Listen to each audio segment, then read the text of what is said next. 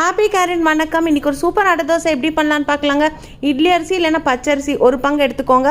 பாதி பங்கு பருப்பு, உங்களுக்கு விருப்பப்பட்ட பருப்பு அதோடு நீங்கள் சேர்த்து ஒரு 2.5 மணி நேரம் ஊற வைங்க. அப்புறமா நீங்கள் அது நீங்கள் ஒரு மிக்சி ஜாரில் மிளகாவத்தில் அரைக்கிறதுக்கு முன்னாடி அந்த பருப்போடு சேர்த்து நீங்கள் ஒரு 2.5 ஹவர்ஸ் கழித்து நல்ல ஒரு ரவை கன்சிஸ்டன்சியில் கொஞ்சம் லைட்டாக பிறுபிறுன்னு இருக்கணும். அந்த மாதிரி நீங்கள் நல்லா அரைச்சிட்டு அதோட உப்பும் சேர்த்து நல்லா அரைச்சிக்கோங்க. சின்ன வெங்காயம் அப்புறம் தேங்காய் கருவேப்பிலை எல்லாம் அரிஞ்சு எடுத்து வச்சுக்கோங்க. மாவை நல்லா கலக்கி பெருங்காயமும் சேர்த்து அரிஞ்சு வச்சுருக்க வெங்காயம் கருவேப்பிலை தேங்காய் இதோட சேர்த்து உங்களுக்கு வேறு ஏதாவது வெஜிடபிள் வேணும்னாலும் நீங்கள் இதோட சேர்த்திக்கோங்க. அப்புறமா இதை நல்லா மிக்ஸ் பண்ணிவிட்டு தோசைக்கல்லை காய வச்சுட்டு கல் நல்லா காஞ்சோன்னே சூப்பராக அடை ஊற்றி நடுவுலலாம் ஹோல் போட்டு அங்கங்கே நல்லெண்ணெய் ஊற்றி நல்லெண்ணெய் பாதி வெந்ததுக்கப்புறம் ஊற்றுங்க. அப்புறம் இது ரொம்ப ஆரோக்கியங்க. அரிசி பருப்பு வெங்காயம் தேங்காய் கருவேப்பிலை எல்லாமே இருக்குது. நீங்கள் வெண்ணெய் அவியல் சட்னி சாப்பிட்டாலும் சந்தோஷமாக சாப்பிடுங்க.